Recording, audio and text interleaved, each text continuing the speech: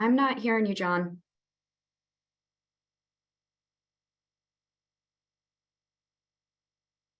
Good afternoon, everybody. My name is John Binder. I'm the Deputy Commissioner for Climate, Air, and Energy here at DEC. We're really excited to be here today to hear from all of you about our Cap and Invest program. These webinars are a really important part of the extensive stakeholder outreach that we plan to do, because we do understand how important this program is for the state and to ensure that we achieve our requirements under the Climate Leadership and Community Protection Act. We really are eager to receive your input as we design the details of this program. So I want to kick it right over to Ryan with Cadmus, who will walk through the meeting procedures for today. Hi, everybody. So I wanted to let you know that as an attendee, you will not be able to unmute or turn on your video. Attendees will, however, be able to submit questions via the Q&A feature. Select clarifying questions will be answered by panelists. If you're having tech issues and would like help, you can also submit a request via the Q&A feature. We will do our best to assist you. If you can't hear the presentation, you can configure your audio settings by clicking the arrow in the audio box. This will allow you to change the speaker settings. And if you're having connectivity issues, you can also press switch audio to phone. And this will allow you to listen to the audio of the webinar through your phone. Today's webinar will also offer live captioning and translation services. You can turn on closed captioning for the presentation at the bottom of the screen. You can also change the language of the captions by pressing the translation to setting. Finally, this webinar is being recorded, and the webinar recording will be posted on the New York State website. Back to John. Next slide, please. Thanks very much, Ryan, and thanks again to everybody for joining us today. We do have several staff members here today from our teams with the Department of Environmental Conservation, DEC, as well as our colleagues and partners from the New York State Energy Research and Development Authority, or NYSERDA. Again, we are really excited to be here. We want to make sure that we have a lot of these types of opportunities. This is just the first of many stakeholder opportunities to get your input. But before we go into the details of the program and some of the specific issues on which we are seeking your input, we did think it was important to provide a quick overview of the process that we plan to follow for the development and implementation of this program. We want to emphasize that with today's kickoff meeting, we are just beginning this stakeholder outreach process. And since we are early in the process of designing the details of this program, the time is right for input right now for stakeholders like all of you. We want to make sure that we get this input because we think it's really important to get the details of the program right. So if you have other thoughts about how to engage on this, please do let us know. We intend to provide additional updates and opportunities for discussion at future meetings. And we will come back to this slide at the very end of the presentation as well, so that you understand the next steps in the process here. So moving on to the next slide. I know that we have many folks that are interested in following the process. You can definitely sign up to receive email alerts on upcoming events right at the Climate Act website, the Climate Act mailing list. Webinar slide decks and recordings will all be posted on our Cap and Invest website. So that's capandinvest.ny.gov. You'll be able to see the materials posted after each meeting. The website does have preliminary information on each of the rulemakings that DEC and NYSERDA are working on to implement this program. We plan to send email alerts to this mailing list to make sure that the public is aware of major updates to the information.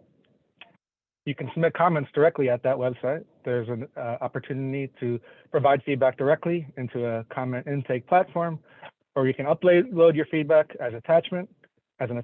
We have developed a template feedback form, so to aid in providing and organizing your feedback at this stage of program development. And it will be going through many of the questions that we will talk through today. If you have questions on how to comment, you can enter them into the Q&A on the Zoom, as Ryan had described, and we will answer them as we can throughout this presentation. Moving to the agenda for today. So as part of today's presentation, we want to provide a very brief overview of the Climate Leadership and Community Protection Act, or the CLCPA, or the Climate Act, and really the background that led us to this point, of developing an economy-wide cap and invest program to achieve the Climate Act's requirements. Then we'll provide a very brief overview of what an economy-wide cap and invest program is, and really some of the key features for why and how New York's program is a little bit different than perhaps similar programs in other jurisdictions. From there, we'll go into more detailed questions about the various design elements of each of the regulations that are under development to support the economy-wide program. And we'll conclude with discussing next steps, including the timeline, our future stakeholder webinars, and again, these ways that stakeholders can continue to provide input throughout this process. We do have a lot of content to cover today. We do welcome clarifying questions on all this content, but please do recognize we might not be able to answer all of those questions in today's presentation. Again, we will be having subsequent webinars throughout this month and again later on in the year. So there will be additional opportunity for questions and answers. So please make sure to join those webinars as well. So moving on to the next slide, which is the CLCPA overview. The Climate Act, of course, is a law that was passed back in 2019, became effective in 2020, and it really sets the state on a path towards a carbon neutral economy. It mandates at least an 85% reduction in statewide greenhouse gas emissions from 1990 levels by 2050, and has a near-term requirement of 40% reduction by 2030. To help achieve these directives, the law also requires that we have 100% zero emissions-free electricity by 2040, as well as 70% renewable energy by 2030. There are also additional energy requirements laid out in the law. And also very important to remember for all of us is that the Climate Act contains really critical commitments to climate justice and a just transition. So these are requirements that are set out in the law, but they are also important principles for us at DEC and NYSERDA as we design the Cap and Invest program. Moving on to the next slide. So the Climate Act requires DEC to prepare an annual statewide greenhouse gas emission report. Some people refer to it as an inventory. This is a report that covers all greenhouse gas emission sources in the state from 1990 up through 2 years prior.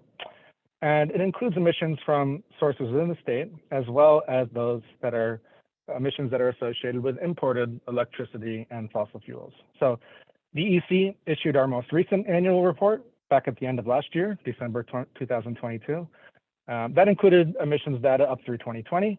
Of course, we all know that that was not a typical year due to the impacts of the COVID pandemic. But here on this slide, you see a graphical depiction of the composition of the current inventory and the reduction requirements that are set out in the law, in the Climate Act. So the graph on the left side shows the economic sectors and their relative contribution to the greenhouse gas inventory. That's on the inner ring of, I guess, that donut graph there. And the individual components of those sectors are, and their relative contributions are identified in the outer ring.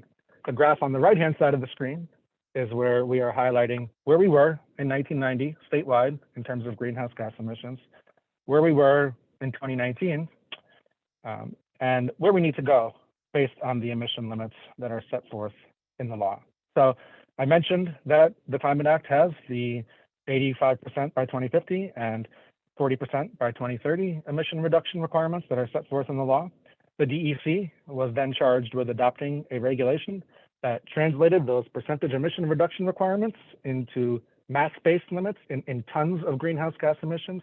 We did that in a regulation called Part 486 at the end of 2020. And that's how you get those two right-hand side bars on the right there, the blue bars for 2030 and 2050. That's the 246 million metric ton for 2030 and roughly 62 million metric ton limits for 2050. So that's what we are seeking to ensure we will achieve through the implementation of this economy-wide Cap and Invest program. So moving on to the next slide. Before we launch into the details of the program itself, we did want to remind folks of kind of how we got here. So the Climate Action Council was another component of the Climate Act, And that group recommended an economy-wide cap and invest program as the most cost-effective means of achieving the Climate X emission limits, the 85% by 2050 and 40% by 2030 requirements that are in the law. In the final scoping plan that was released at the end of 2022, that recommendation was contained from the Climate Action Council. Of course, this was after an extensive process that lasted several years to develop the scoping plan, including receiving tens of thousands of public comments on a draft scoping plan. So consistent with this recommendation that came out of the scoping plan at the end of 2022, the Governor Hochul, then announced the development of this economy-wide cap and invest program earlier this year in her 2020-23 State of the State address. The Governor directed us being the DEC and NYSERDA, to establish this program. So that's what we're doing here, and that's what we're kicking off here today. In addition, the recently enacted state budget advanced this program further, including through the creation of the financial foundation that's required to support this economy-wide cap and invest program. So DEC and NYSERDA are now developing this program to meet the greenhouse gas emission reduction requirements set out in the law, as well as those equity requirements that are also front and center for us as we design these details. So moving on to the next slide.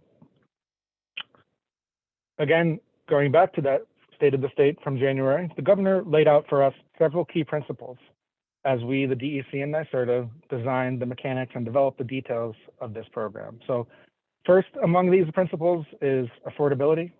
And that's why a portion of the emission allowance proceeds that come in through this program will go directly back to New Yorkers to help address energy affordability. And as I mentioned on the previous slide, the recently enacted budget advances this priority to make sure that we are creating an affordable and equitable cap and invest program. The law, the Climate Act, also requires at least 35% with a goal of 40% of clean energy and energy efficiency investments benefit disadvantaged communities. So this is also going to be a key principle for us as we design the program on the investment side, as well as on the program features, to make sure that we are designing them to address climate justice. And finally, in addition to affordability and climate justice, there's other key principles that are guiding the development of our program. That includes climate leadership, which is really about facilitating the linking of our program with other similar programs in other jurisdictions, creating jobs and preserving economic competitiveness for the state, and making sure that we're funding a sustainable future through the ambitious clean energy investments that are contemplated under the program. So on the next slide, I want to reiterate that a primary purpose of this program is to ensure that the state actually achieves the statewide greenhouse gas emission limits that are set forth in the Climate Act. So over the course of this year, DEC and NYSERDA will be conducting extensive pre-proposal stakeholder outreach with various stakeholder groups regarding the details of this program. Today, of course, is our kickoff event, and that's going to be addressing all the regulatory elements of this program. So the illustrative chart that's on the right-hand side of your screen, that shows how the maximum amount of greenhouse gas emissions that are allowable overall in the state each year will decline. So when we set out to implement this program, we already know what the endpoints are in 2030 and 2050. That's the 40% by 2030 and the 85% by 2050 emission reduction requirements in the Climate Act, and those tonnage limits that I showed on an earlier slide. What we don't know yet is the precise starting points and the slope of that downward trajectory. That's still to be determined. So going on to some of how this program is going to work. A key feature of the program is going to be the legal requirement for large sources of greenhouse gas emissions to purchase or obtain emission allowances for each ton of greenhouse gas emissions that are associated with their activities. So in order to comply with this regulatory program, at the end of a relevant time period, obligated sources will have to provide back to DEC emission allowances in a quantity that covers their associated emissions. And because the overall amount of emission allowances that are issued by the state is limited or capped, that's the cap part of cap and invest, because that amount declines each year, we have legal and regulatory assurances that greenhouse gas emissions will in fact decrease to meet our statewide requirements. So most of these emission allowances will be sold by the state through auctions. And then, as mentioned before, a portion of those proceeds, roughly 1/3, will go directly back to New Yorkers to help address energy affordability, while the remainder, roughly 2/3, will go towards critical investments in things like climate change mitigation, energy efficiency, clean transportation, other kinds of complementary projects and programs that help to reduce emissions and aid in our ongoing transition to a clean energy economy. So another part of the budget, just one more point on the previous slide, is that another part of the budget is how the budget called for a climate affordability study process. And that's going to be looking at how that 30%, or roughly 1/3 of funds that are set aside to go back directly to New Yorkers to address affordability, what's the best use of those funds, and to provide recommendations on how that can be achieved. So that's the climate affordability study process I wanted to mention as well. And now moving on to the next slide, thank you.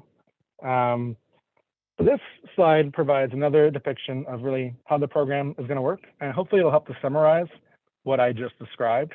So first, in the top left corner of this image, this infographic, the program is going to set legally enforceable limits. That's the cap on an annual amount of greenhouse gas emissions that will be emitted each year in the state.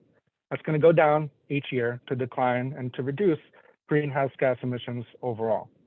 Moving in a clockwise manner here to the top right corner, it's going to be large-scale greenhouse gas emission sources and distributors of heating and transportation fuels that will be required to purchase or obtain emission allowances. They will be legally obligated to provide emission allowances for each ton of greenhouse gases they emit. And because these allowances will be primarily auctioned by the state, it brings us down to the bottom right corner, continuing clockwise. So the resulting proceeds from the state's auctions of these emission allowances will be utilized for multiple purposes. Again, that roughly 1/3, 2/3 split, where 1/3 will go directly back to New Yorkers to address affordability, and 2/3 will go towards projects and actions that reduce emissions. And finally, in the last quadrant on the bottom left here, always at the top of our minds in designing this program is prioritizing frontline disadvantaged communities. We know that these communities have long suffered from pollution as a result of longstanding environmental injustice, and this program is going to help address these emissions. So the focus on disadvantaged communities and really ensuring that there is no disproportionate burden on such communities is really both a key principle for us, as well as, not to mention, a requirement in the law. So now moving on to the next slide, just with that background and overview of the program, I did want to briefly highlight and reiterate a few items before I turn it over to our expert staff here at the DEC and NYSERDA that are leading the development of the details of these regulations. First, while the state issues an annual statewide greenhouse gas emission inventory report, like I mentioned previously, which is required under the law, this is an overall inventory or estimate of statewide emissions, and it doesn't always include specific information reported by certain individual sources of emissions. And so because not all individual sources of greenhouse gas emissions are currently required to report emissions to DEC, additional emissions reporting requirements are necessary to support this program. And so to implement the Cap and Invest program, certain individual emission sources will be required to report emissions information to DEC. We expect, it's highly likely, that the number of these reporting entities will be greater than the number of entities that have an allowance compliance obligation under the Cap and Invest regulation. We think this is necessary to support the integrity of emissions allowance determinations and to support the integrated reporting platforms for multiple programs, and also to help identify and inform future regulatory actions. So a couple more slides here before, again, I turn it over to the real experts. To implement the inner workings of New York's Cap and Invest program, or DEC and NYSERDA, as many of us will use as shorthand to refer to the program, DEC and NYSERDA are working to develop 3 parallel regulations. Only one DEC regulation will impose mandatory reporting requirements to provide additional detail about sources of greenhouse gas pollution, as I just alluded to on the previous slide. The second DEC regulation will set forth the actual requirements for sources to comply with the Cap and Invest program through providing allowances to cover emissions.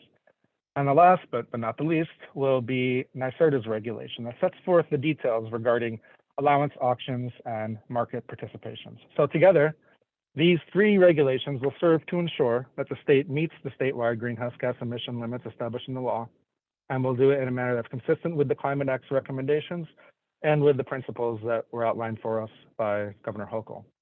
So moving on, just a couple more things here. While other jurisdictions have established similar cap and invest programs to reduce greenhouse gas emissions, our program's not going to be identical to those. So we wanted to highlight up front here one key distinguishing element of this NICI program, the New York Cap and Invest program. And that, it's intended to cover all statewide greenhouse gas emissions as defined in the law and as set forth in that annual emissions inventory I mentioned. And so because the primary feature, because we want to make sure that the program is truly economy-wide, we're going to be designating what we call obligated and non-obligated emissions.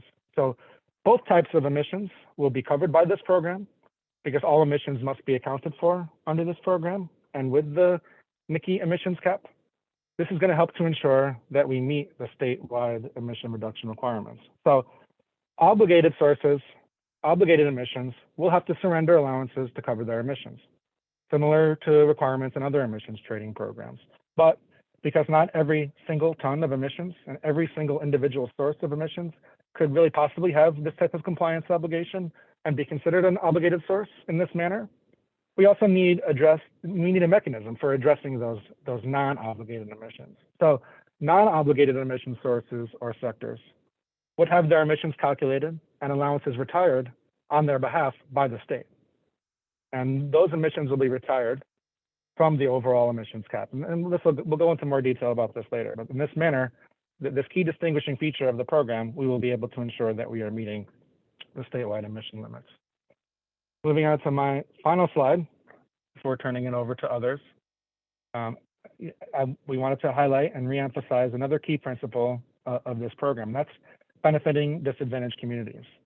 It's the 35% minimum with a goal of 40% or more of investments from this program that will benefit disadvantaged communities.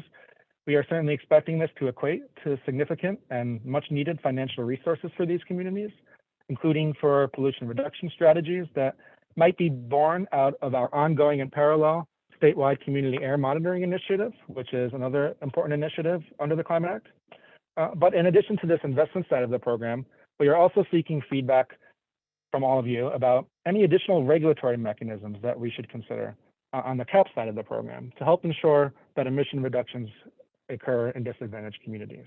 So while this particular program is focused on reducing greenhouse gas emissions, we are cognizant of co-pollutant emissions, and we want to make sure this and other regulatory programs help to reduce emissions in disadvantaged communities. So with that, I want to hand it over to, well, I guess it's Sarah Osgood. We'll see if there's any questions that we can answer at this point before I turn it over to Ona Papagiorgio, who is the chief of our Mobile Source and Climate Change Planning section in DEC's Division of Air Resources. Thank you. Thanks, John. We do have a couple questions here. For folks that might not have joined the webinar at the beginning, we're getting some questions about how folks will be able to access the recording. I can just take this one just to reiterate for folks that may have missed it. This and the future webinars will be recorded and posted to capandinvest.ny.gov within a few days following the webinar. And so if you do have clarifying questions, you're also welcome to ask them via the Q&A feature. And although the raise hand feature is active for this webinar, we will not be calling on folks to ask questions verbally. We have one more question. Is New York designing the regulations to allow for potential linkages with similar programs like RGGI or the California carbon market? Yeah, I think the answer to that is that we are making sure that we design the program to facilitate that linking in the future. The governor did direct us, DEC and NYSERDA, to make sure that we are evaluating the possibility of linking with other jurisdictions and making sure that we're, again, allowing for that possibility when we design the program.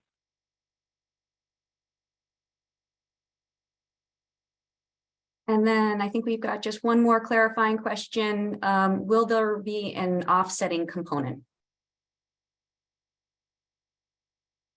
Good question. We're not intending to have offsets be part of this program. Great. And for the sake of time, I think we need to move on to Ona. Thank you. Thank you. Good afternoon, everyone. So now we're going to dive into the CAP and Invest program design elements. And as explained in the distinguishing elements slide, the NYSERDA program is intended to be truly economy-wide. The scope of New York's program will be more encompassing than other jurisdictions. So we are seeking input on what elements of those other jurisdictions programs may be leveraged for use by New York. New York's greenhouse gas emissions are generated from a variety of sectors and sources, as described in the annual greenhouse gas report that John spoke about. And the decisions made in other jurisdictions may or may not be the best fit for New York's program.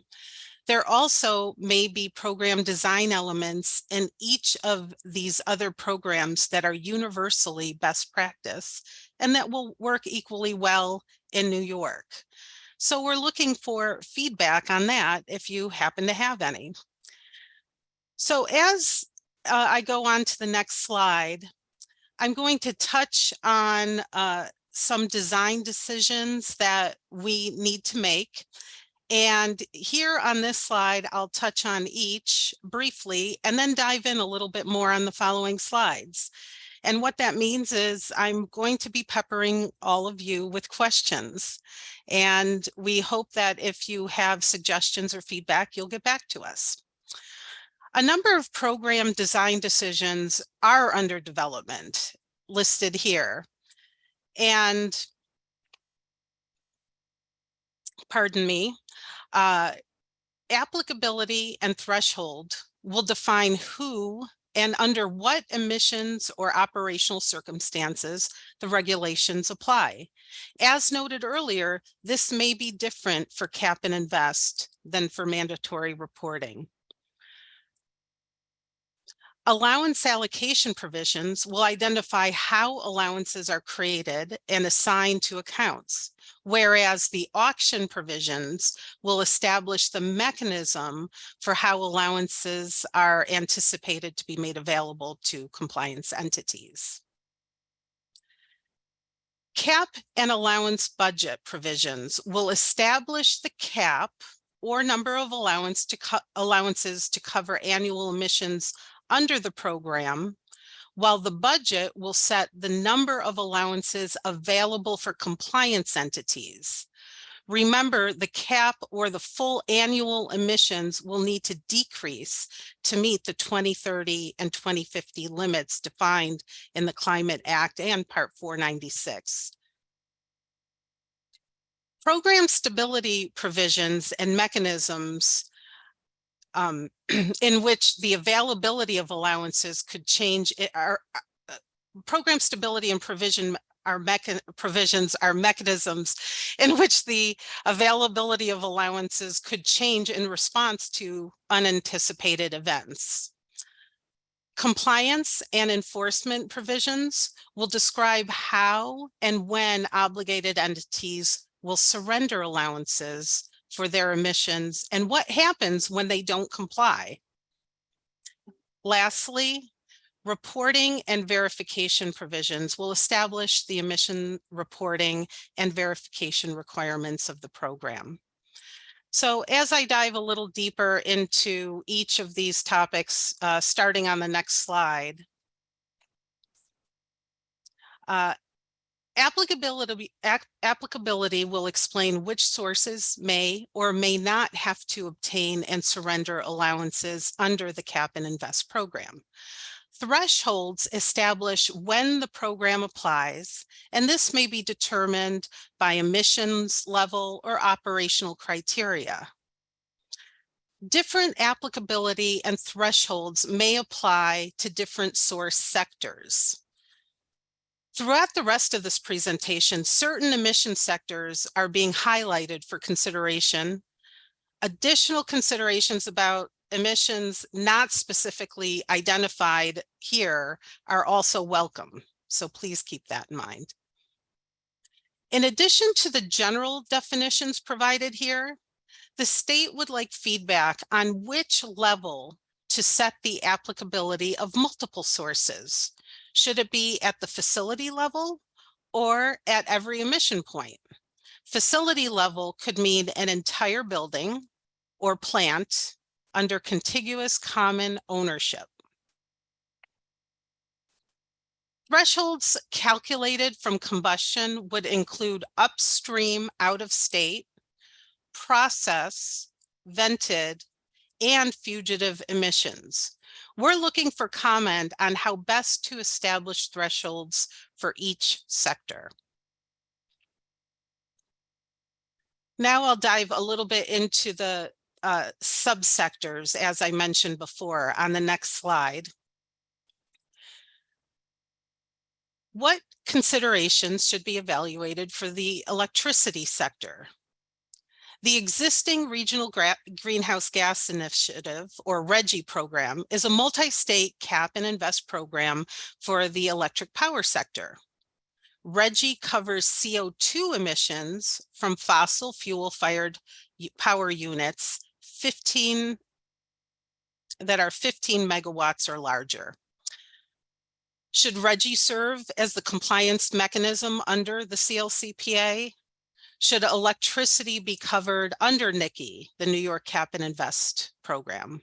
Or should it be covered under a combination of both?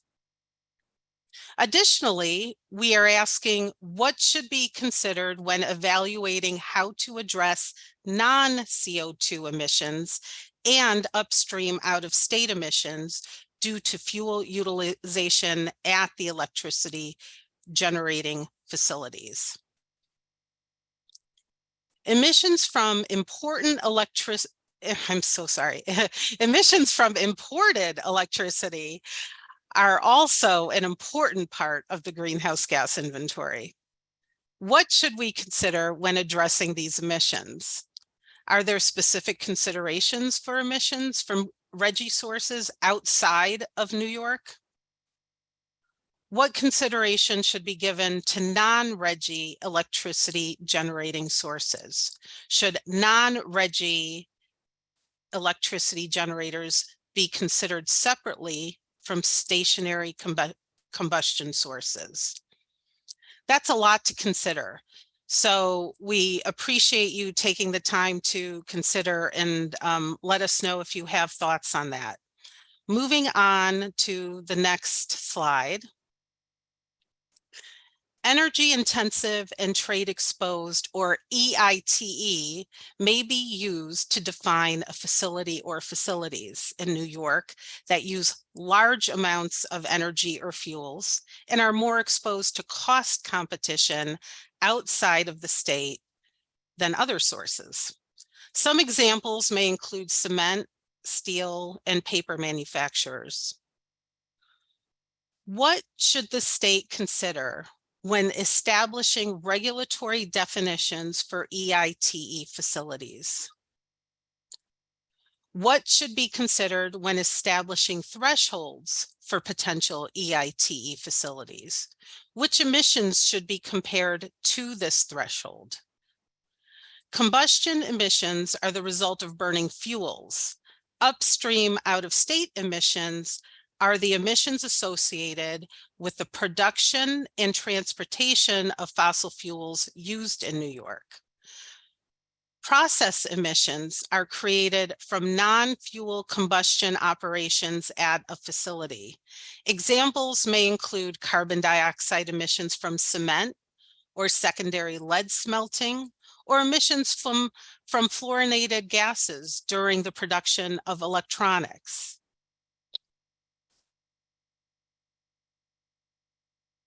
So moving on to the next slide, we'll talk about other stationary sources. In determining applicability What considerations should be given to emission sources at large commercial and residential buildings that combust fuels for water or space heating and do not have process emissions? What should be considered when determining if the facility or the fuel supplier should have the allowances obligated for the combustion and upstream emissions? Should there be considerations for facilities which receive fuels by barge or interstate pipeline? Should these considerations be separate from fuel purchased from other fuel suppliers?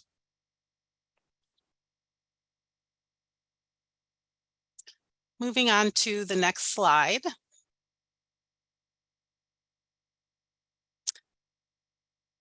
Emissions are produced from a diverse group of sources in the waste sector.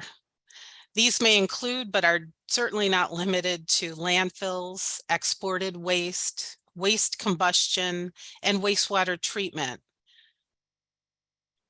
As we move forward with the development of this program, we'll be looking for feedback on what applicability should be applied to landfills. What considerations should be used to account for emissions due to waste exported to other states? How should applicability for wastewater treatment facilities be structured? And when considering thresholds, should emission generation potential be the primary consideration?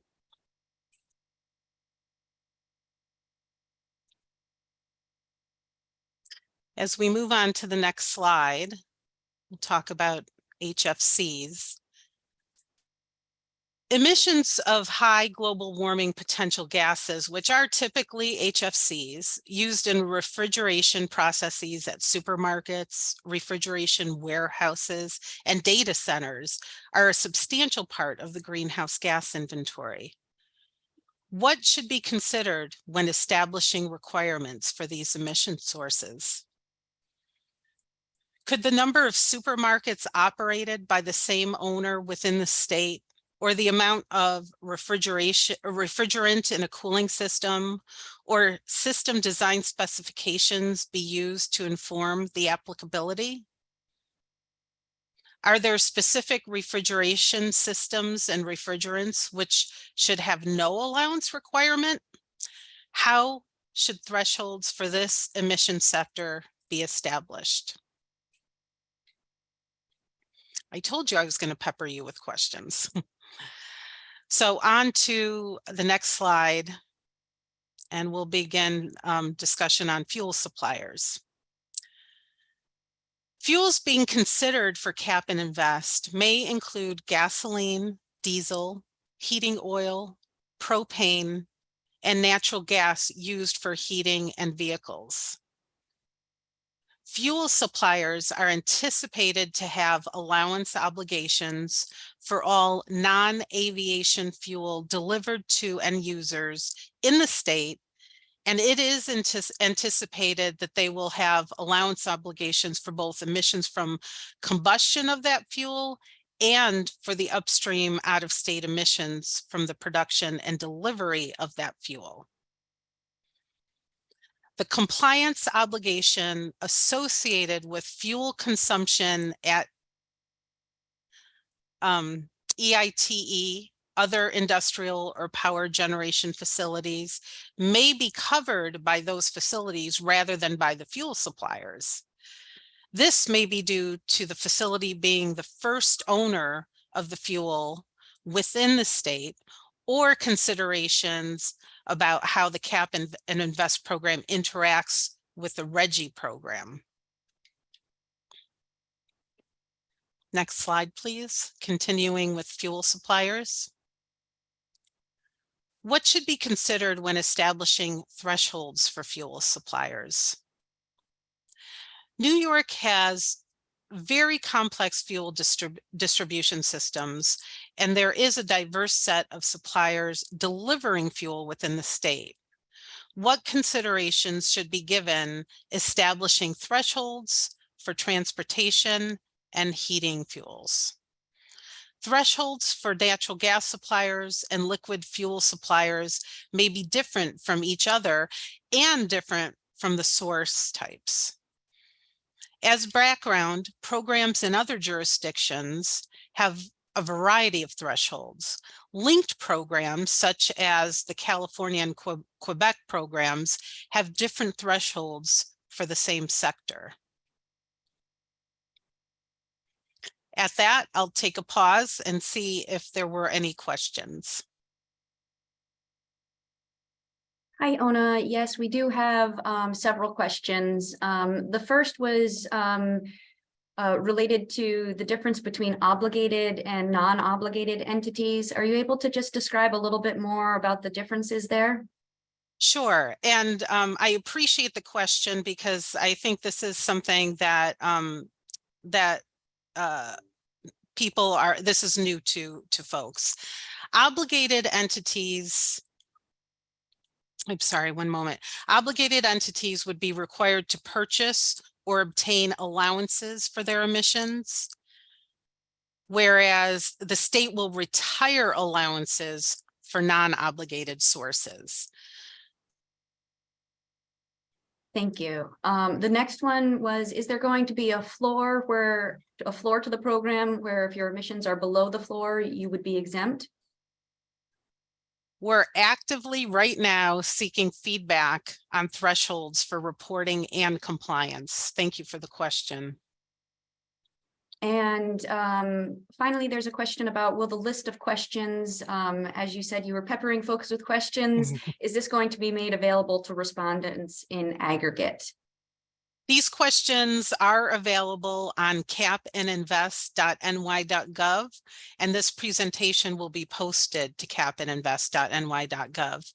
And to dive in a little bit more, the questions are posted as you dig into that website to supply comments. So you might have to hit another link to dig into the specific questions. And finally, you've got just one last one. There's a question about whether we're looking at only the jurisdictions that were mentioned of California, Washington, and Quebec, or are we also looking at other states or other areas?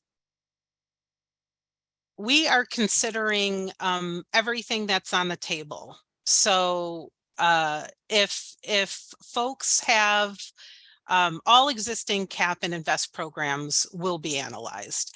If folks have an opinion about any of them that they believe will be useful to New York's effort, we appreciate that. And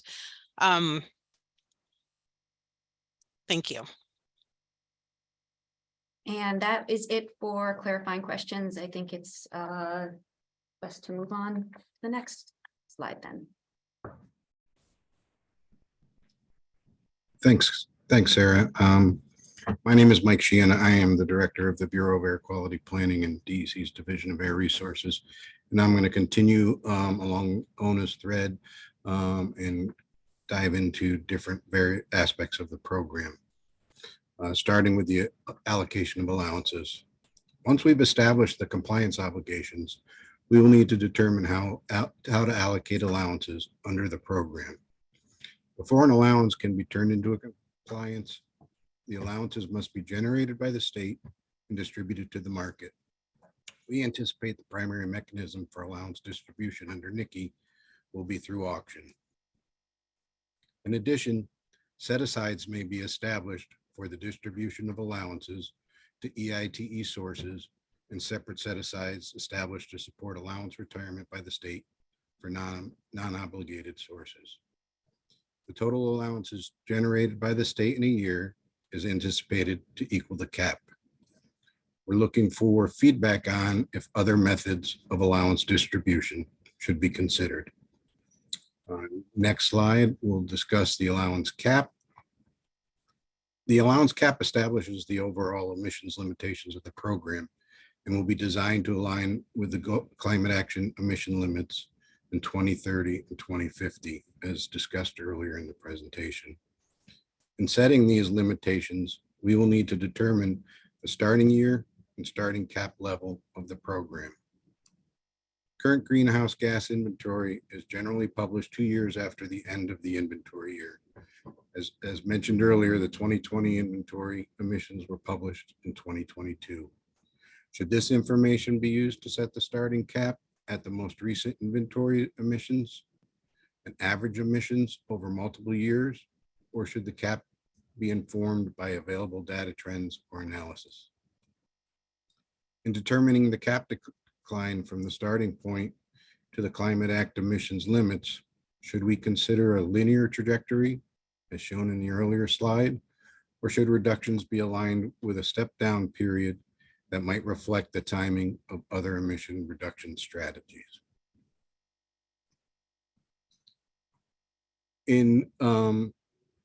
As Ona had mentioned, we will also be retiring emissions for non-obligated sector and sources. So next slide, we'll discuss that.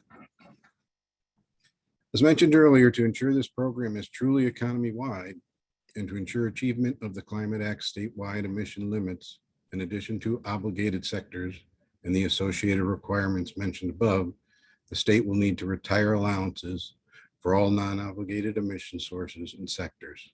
Ensuring that these emissions are estimated accurately is important. To address non-obligated emissions, the state is considering the establishment of set-aside or set-asides that would include calculation methods in addition to language on how and when the allowances for non-obligated emissions are retired. It is anticipated that emissions calculation methods for non-obligated sources would be aligned with the methods in the greenhouse gas inventory or may be informed by state-specific reporting. The set-asides may need to be established well in advance of actual activity data information used to calculate emissions based on the best available inventory data. To better inform the creation of set-asides, we are looking for your feedback on how the set-aside should be designed. Whether there should be mechanisms to adjust the number of allowances based on annual data and what data should inform those adjustments. In addition, if non-obligated emissions are larger or smaller than the set-aside in any year or series of years, where should additional allowances come from or flow to, if at all? Lastly, what consideration should be on timing the retirement of non-obligated emissions compared to the compliance deadlines for obligated emissions sources? The next slide will talk about the allowance budget. As noted in an earlier presentation, the allowance budget set the number of allowances available for compliance entities. It represents the total available number of allowances for sources to acquire at auction or direct allocation from a set-aside. Non-obligated allowances, while covered under the economy-wide cap, would not be part of the allowance budget. These allowances would be retired by the state and come out from under the cap. The annual cap is the sum of non-obligated allowances plus the allowance budget in any year. As part of the program, and on the next slide, we'll jump into program stability mechanisms.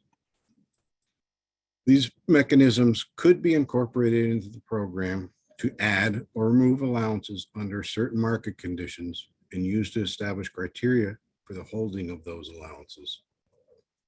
Cost containment reserve, if established, could be designed to provide additional allowances at an auction if the price becomes higher than anticipated. What information should be used in the determination of the price that additional allowances become available? Where should these allowances come from? Could that be a tranche of allowances under the cap from future years? Should there be multiple price tiers when determining the triggers for that event? What information should be used to determine how large that cost containment reserve could be? And should it be based on a percentage of the budget, based on modeled information to meet specific price points? An emission containment reserve, if established, would withdraw a number of allowances at auction if the price fell below a specific value. What information should be used in making a determination and setting this price point? Should the ECR be the same size as the cost containment reserve? Should the design mirror the design of the cost containment reserve? And we're looking for your feedback. Banking under a program refers to the retainage of allowances by market participants beyond the near-term compliance needs. There may be a variety of economic or planning decision sources or market participations take to decide if they maintain a bank of allowances. What information should the state consider when determining impact of banking on the program? A banking adjustment could remove allowances from future auctions. Should a banking adjustment be considered? If so, what considerations should go into establishing a banking adjustment? What should trigger a banking adjustment? Next slide, we'll talk about the compliance process. Compliance under a cap and invest program refers to surrendering of allowances for retirement of each ton of emissions from a source. A multi-year compliance period may offer flexibility to sources needing to acquire allowances to cover emissions fluctuations when compared to a single year compliance period. In this example, at the end of a multi-year compliance period, all 3 years worth of emissions would have to be covered by allowances at the end of the 3rd year. An option to consider, similar to RGGI, is that during the preceding 2 years of a 3-year compliance period, part of the emissions would have to be covered in what is called an interim year compliance obligation. If a multi-year compliance period is utilized, what % of emission should have a compliance obligation in their interim year? It's currently 50% in the RGGI program. What information should be considered when establishing the compliance date? Should the compliance date be given to timing the with auctions? Is there a need for substantial time between reporting deadlines relative to the compliance date? And we're looking for your feedback. The last slide I'm going to present is on enforcement and compliance mechanisms. Enforcement and penalties under a cap and invest program are key components and would be utilized in the context when a source fails to surrender the necessary number of allowances to cover their emissions. What should be considered when establishing penalties for this program? Should monetary and the surrender of additional allowances be considered as penalties? How might these different types of penalties be structured?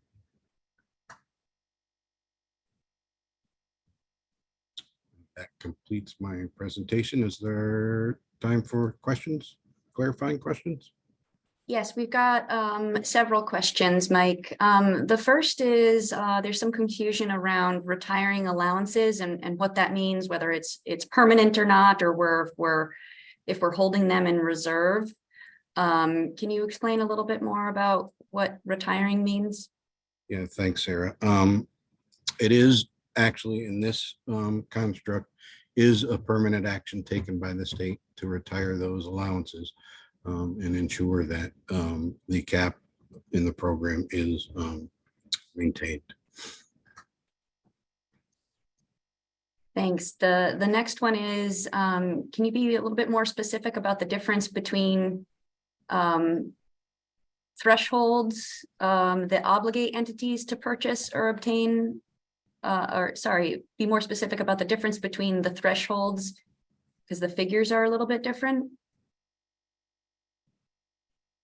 Yeah, I'm a bit confused by the question. If it's referring to thresholds for obligating a sector and relative to cap and invest and reporting, the need for different thresholds could be driven by what we need to capture under the program. For example, setting a threshold for needing to surrender allowances would establish your cap and invest criteria, whereas we may need more information to support that compliance determination from entities that are below that in the reporting aspects of the program. Great, thank you. I think that is all we have time for. Thank you. Pass it on to Nathan.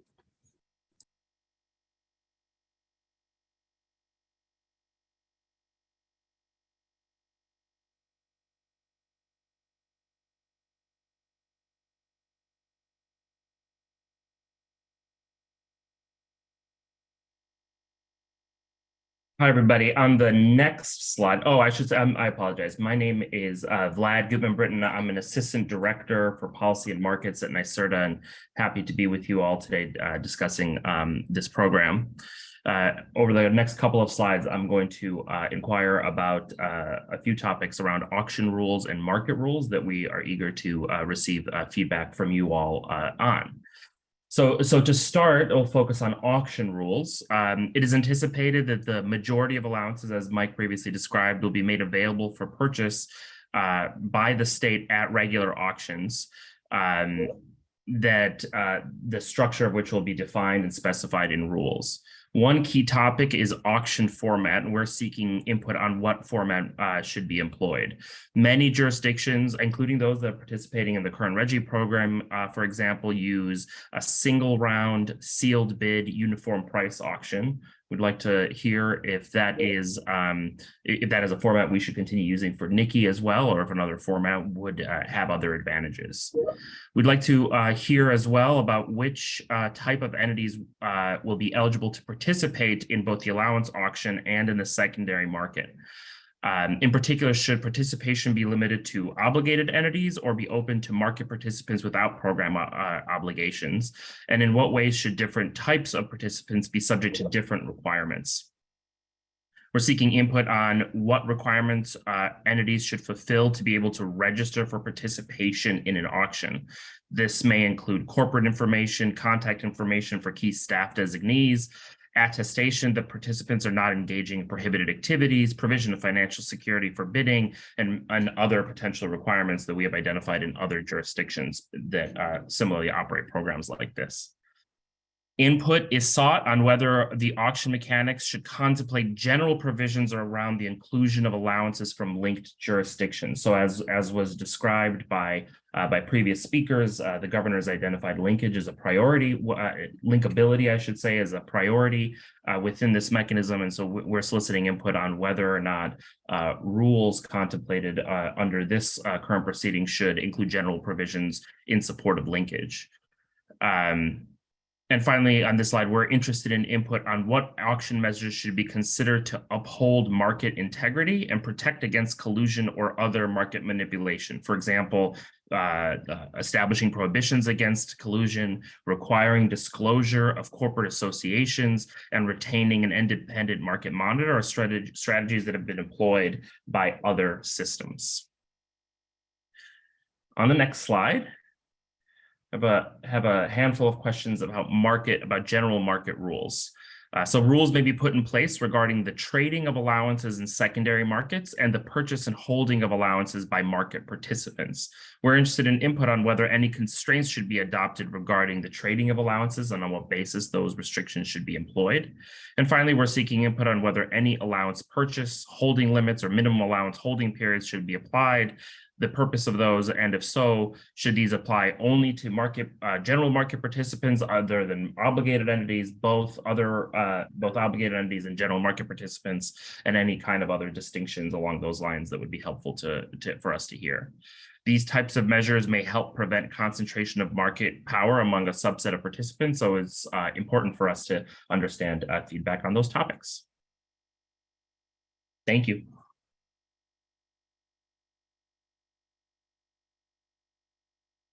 Thank you, Vlad. I think we can jump right into the next presentation with Nathan Putnam. Great, good afternoon. I'm Nathan Putnam. I'm a professional engineer in the Division of Air Resources, the Bureau of Air Quality Planning. And I'm going to be asking the questions about the reporting design elements. Again, it'll be similar to what you've heard about the Cap and Invest regulation, but there'll be applicability and thresholds are needed to be established for which entities are subject to the greenhouse gas reporting requirements under the program. The reporting regulation is expected to include a robust description of all emission factors and activity data requirements for all reporting entities. Reported emissions and activity data are anticipated to be used to establish emissions for compliance in the Cap and Invest regulation. And reporting may also support the calculation of non-obligated emissions and improvements to the statewide greenhouse gas inventory. The applicability and thresholds for the reporting regulation may be different than those of the Cap and Invest regulation, and there may be entities that have reporting requirements but have no allowance requirements. So again, and to point out, the several emission sectors are highlighted in this presentation. This does not indicate these are the only emission sectors which are anticipated to have reporting requirements. So move on to the next slide. In general, this is reporting and verification. We ask the questions, what should be considered when establishing reporting requirements? What if any emissions information or activity data can be extracted or leveraged from other existing regulatory programs? What should the state consider when evaluating whether to develop plain language requirements within this reporting regulation compared to incorporating by reference another program's reporting requirements? If benchmarking provisions are utilized under the Cap and Invest program as part of considerations on how to allocate certain allowances, such as allowances related to EITE set-asides, how might the benchmarks be constructed?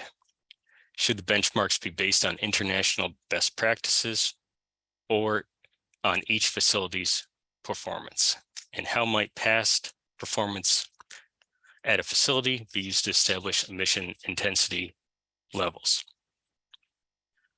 What should be considered when establishing how sources report emissions and whether all sources have the same reporting schedule? For verification, how third-party verification of emissions reports and activity data may be required for most or all sources that have allowance obligations or reporting obligations.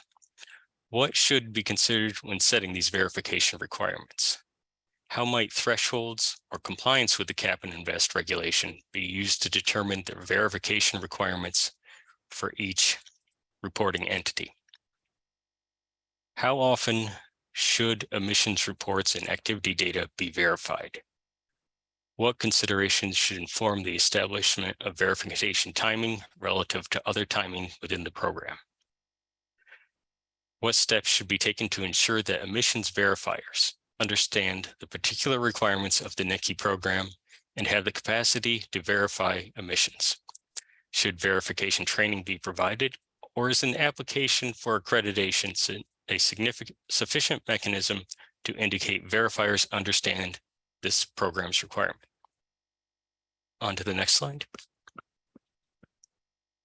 As described earlier, the EITE concept may be used to define a facility or facilities in New York that use large amounts of energy or fuels and are more exposed to cost competition from outside the state than other emission sources.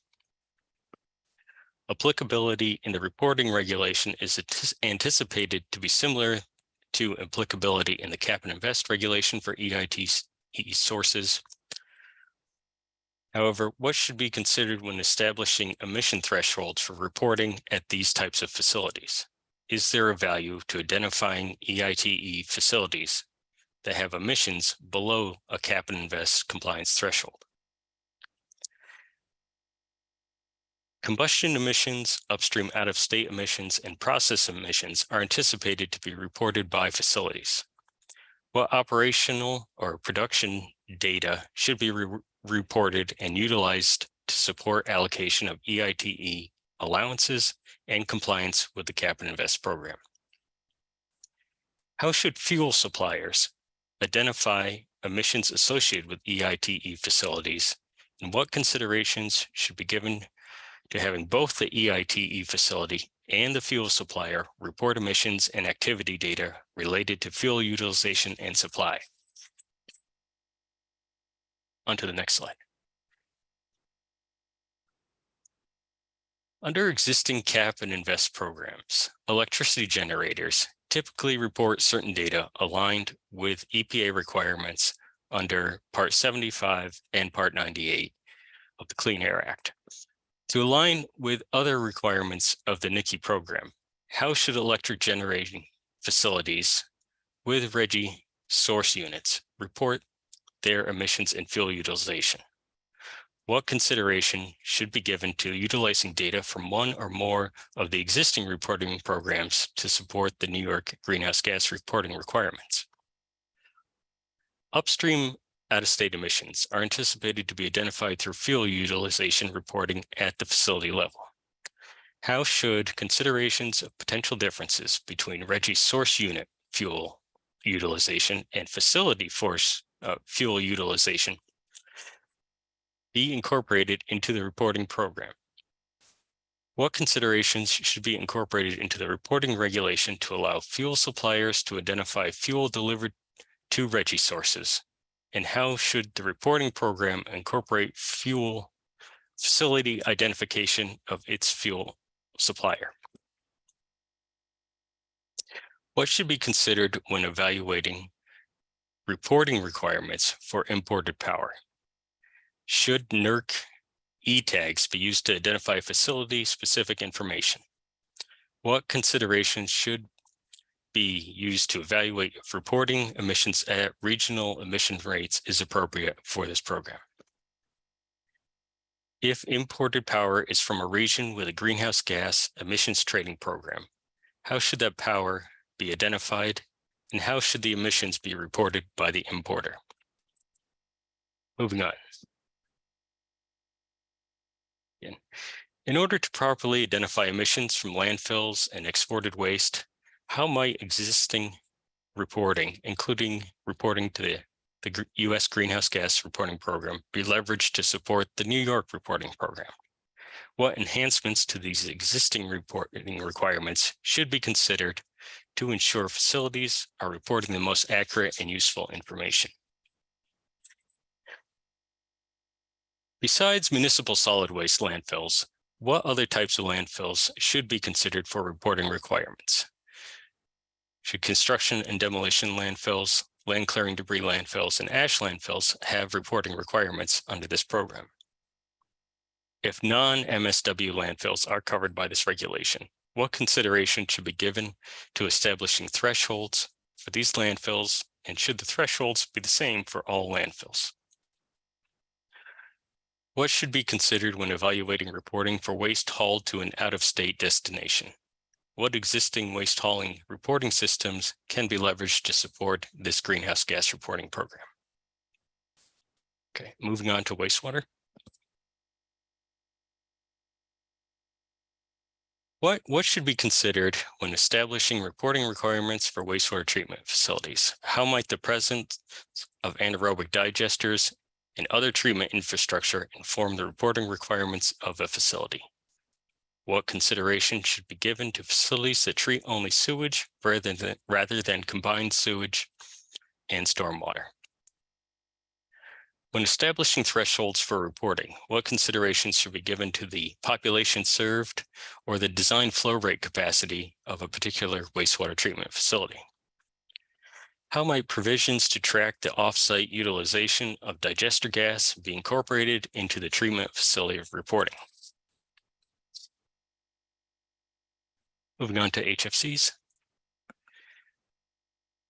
What consideration should be given when establishing reporting requirements related to the utilization of refrigerants at chain supermarkets, ice rinks, cold storage warehouses, and data processing centers?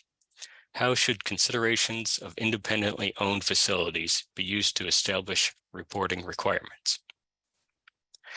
How might facilities, equipment, and refrigerate characteristics inform the reporting requirements? How might the equipment characteristics and differing global warming potentials of refrigerants be incorporated into the regulatory requirement? What consideration should be given to exempting certain refrigerants, such as ammonia or isobutane, from any reporting requirements? Moving on. To ensure emissions from fuels utilized in New York are correctly identified, reporting of fuel ownership by all suppliers from the terminal rack to the point of sale to the end user may be required. What reporting information should be considered to properly track gasoline, diesel, and heating oil used in New York? What existing data reporting systems could inform these considerations? Are there additional considerations which should be applied to smaller suppliers or to suppliers of coal pellets or propane that are different from other liquid fuel suppliers? What considerations should inform the setting of reporting deadlines? What amount of time should be given for reporting deadlines to allow for informed decisions about allowance compliance requirements? What considerations should inform the emissions reporting thresholds in this sector? Moving on. In addition to reporting from fuel suppliers and facilities on the utilization of gaseous fuels, reporting requirements for emissions from infrastructure are being considered. How might the greenhouse gas reporting program How might the EPA's greenhouse gas reporting program for distribution infrastructure be leveraged for NICI reporting? What consideration should be given to reporting beyond the meter emissions from leaky appliances? How might New York's Part 203 reporting provisions be used to inform greenhouse gas reporting requirements for emissions between wells in New York up to the city gate? What additional areas of reporting should be considered? What should be considered when establishing reporting thresholds for natural gas infrastructure emissions? All right, Sarah, I think we have some time for questions. Yes, and if I could just ask Vlad, thanks for coming back on video here. We do have a couple questions that pertain to the materials you presented as well. So the first is for Vlad, related to a holding period. Can you explain this? Is it the same as an expiration period? No, thanks, Sarah. A minimum holding period could require that an entity that has purchased an allowance hold it for a minimum period of time before transacting it again, unless the allowance is being used for compliance. Great, thank you. And then the next one also for you, Vlad, is would this mean that trading will be allowed and only considerations of restraints would be considered? We haven't made that determination. We're seeking input on whether and to what degree trading should be allowed. Great, thank you. And Nathan, the next one is for you. Are these emissions carbon dioxide equivalent emissions, or are they carbon dioxide? Right. These are carbon dioxide equivalent emissions that we're talking about in general. The program is going to cover all greenhouse gases in the state of New York, which is, a lot more than just CO2. All gases relevant to the Climate Act. Great. Another question that I can take is a question on, is there a deadline to submit comments? We are welcoming feedback at any time, but if we would certainly appreciate feedback on this initial set of questions by July 1st, so the feedback can inform the next round of stakeholder engagement as we continue to design the program. One more question for you, Nathan. Who determines if an entity qualifies as an EITE facility? The EITE facility provisions will be defined in the regulation, and we're asking for considerations on how to set up those qualifiers as well. Great. And I think that covers it for the questions that we had come in. So I think we're good to switch now to the next slide and hand it over to Joe Berman. All right. Sarah, can you hear me okay? Yes, I can. Excellent. All right. Well, good afternoon, everyone. My name is Joe Berman, and I'm the Senior Advisor of Strategic Partnerships for NYSERDA. It's a pleasure to be here with all of you this afternoon. So this brings us to the end of what we wanted to present here today. We shared this timeline at the top of the webinar, but want to show it again as a reminder of the process before us. This was the first in a series of webinars to outline potential elements of New York's Cap and Invest program and identify specific areas where stakeholder feedback would be especially valuable. So we're planning 2 rounds of pre-proposal outreach. Input in this first phase of outreach and engagement will be used to inform development of a draft regulatory proposal. We will then seek a second round of feedback on the draft regulatory proposal prior to formally issuing the regulatory proposal for formal public input. The formal public comment period will include public hearings and additional opportunities for stakeholder input as well. Final regulations would address the formal public comments. Once issued, the 1-year mandatory reporting baseline would start, followed by compliance. So if you could change the slide, please. So this was the first in a series of 7 webinars that we'll be holding to help prompt feedback on program design elements that the state should consider in development of these regulations. The remaining scheduled sessions are more topic specific. It's been said several times over the course of this event, but I want to reiterate, all of these webinars will be recorded and posted to the capandinvest.ny.gov website. Any additional events will also be posted to that website as well. If you could change the slide. So thank you again for attending today's webinar. We encourage you to provide feedback to inform the regulations development, and you can do so by, as I said, heading over to capandinvest.ny.gov and look for the Submit Comments button.